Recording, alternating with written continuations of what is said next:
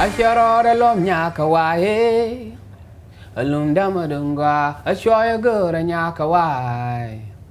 Alum damadunga, aturu turu kora nyaka wae. Alum damadunga, ayara yara yara, ayara ayara ayara yara yara yara yara yara yara bula. Asholando for sheben yang shim. Tut jot yang court yang lord. Shoka nyur yang ador. Garamar and gar yoy lord. Haba ha ha ha. Ayara de lom nyaka wae. Alum damadunga, ashoya gura nyaka wae. Alum damadunga, shaga shara lom gwar, nyamangai gar. Choya tom cha shwam cha lena na twar. Lam durma sherber, nyamader ka she like der. Te like to bore agar, angar she den chera ke Pepsi. Pot ponde chera ke lipsy. Dorian and ya gypsy. When did you start singing? I started doing music year 2000, but I used to do it. I used to do it for just to mock it. I didn't know that it was going to be anything in around 1998. Yeah. Why did you start singing? Well, what I realized about the music was it's the place I get to see heaven again. It's the place I get to dance. It's a place I get to become a child and relax. You know, telling my story alone is frustrating. It takes a lot from me. It's draining. But when I bring the music element to it, I get carried away in a different world. And once I leave, I won't remember that I told my story because the last part was just me dancing. And so there's a good chemical reaction take place, and my body and I become so happy and happy. And my faith is what gives me hope to want to see tomorrow. And my music is like the painkiller to help me go through the pain every day. You like hip-hop. What drew you to hip-hop? Well, hip-hop is similar to my village music. Guys used to do dissing game in the village. And that similarity is what makes me find hip-hop interesting.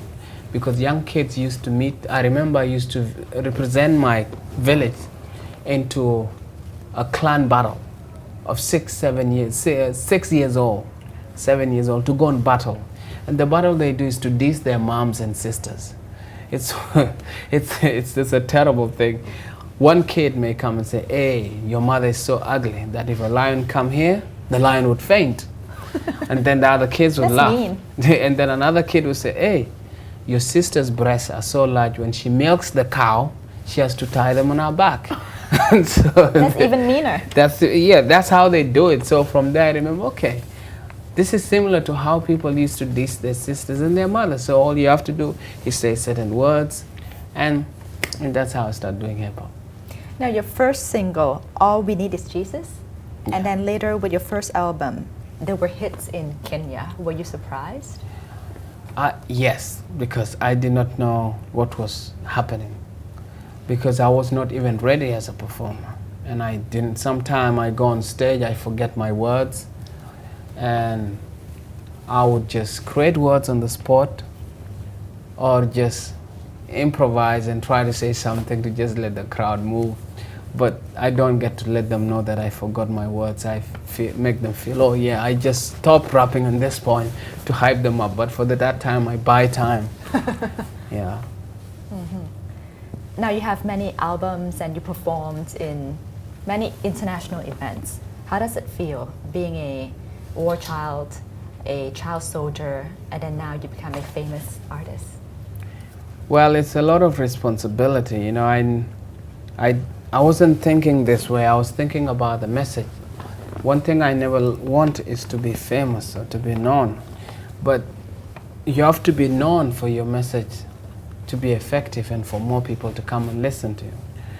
And so it's a struggle that I am having now. So probably it's, for me, I'm still in a dream. I haven't woken up about how everything is happening. So I don't know how am I going to feel when I wake up. Do you still have nightmares today? Yeah, nightmares still comes, but they're not effective as they used to be long time ago. The last time when I finished writing my book, that's when the nightmares finished. I used to nosebleed every morning for almost a month whenever I write the book.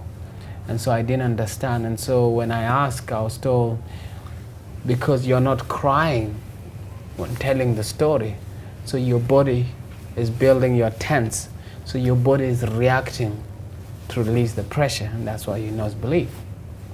And I came to realize I had high blood pressure and I didn't even know. So I would have headaches, and I didn't know what all those headaches were all about. In your song, War Child, the lyrics that you actually sang about is that you survive for a reason, to tell a story. What is your mission today?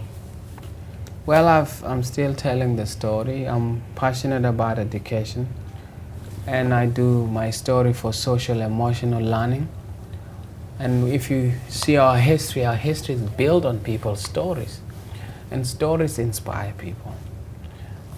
Human beings it doesn't matter where you come from. A story of any human being can touch anybody. Story of Cinderella, every kid wants to hear it. Either horror story, people will always have a time to hear. Human story, humans are willing to listen. Which charities are you working on right now?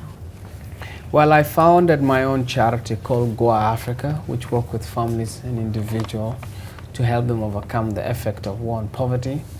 And so there's other two charities that I'm supporting through a Lose to Win challenge that I've started. And this is My Start and Africa Yoga Project. My Start work with refugees in the refugee camp, young people especially, to help them with their creative art process by empowering their skills. And Africa Yoga Projects teach young people how to do acrobats and dance better and do yoga exercise. And I saw what they do in the slums, and it's reducing the crimes. Yeah. So your main aim is children, education. Yeah. Education, social emotional learning through my story, or through what I do to the public. But I also, education, which means back at home for people to be able to read and write, so they could know and open their mind and understand the world is different. It's not like the way it was 60 years ago. What do you envision as the future of South Sudan? The future of South Sudan, at the moment, time will tell, but it depends on the young people, because they have the power to build the South Sudan they want to see. But the politicians run out of ideas. Our elders fought the war. And at the moment, some are still faithful, they want to do the best, and some got tempted. And when they see the money come, they've never had that experience, so they take the money for themselves and try to bank the money in the West. So there's that fear of thinking tomorrow the war is going to happen. There's that thinking, oh, let me hide more, let me save more for tomorrow. And what they're saving is not there. It's the country's wealth that they're destroying. Do you think there'll ever be peace? It's possible. If peace happen in Europe, then it's possible Africa one day will enjoy peace, because when you study the European history, you find like they have been killing each other. Because Europe has been one of the most unsafest places to be at one point. What do you want people to learn from your life story? Everything is possible. What doesn't kill you will only make you stronger. You know, it doesn't matter how terrible the situation is, just keep holding on and you'll see a tunnel in the end. Don't give up until your breath has come out of you. I'm calling on the whole wide world. Come on, people, would you help me? Let's scream and shout, cause we want peace. To say the least, somebody said after Rwanda. And When people say don't give up, sometimes it's easier said than done. But for Emmanuel Jal, he's a living example of that. And despite what he has been through, he still managed to have a very positive outlook in life. So remember, whatever problems that you might face, just don't give up.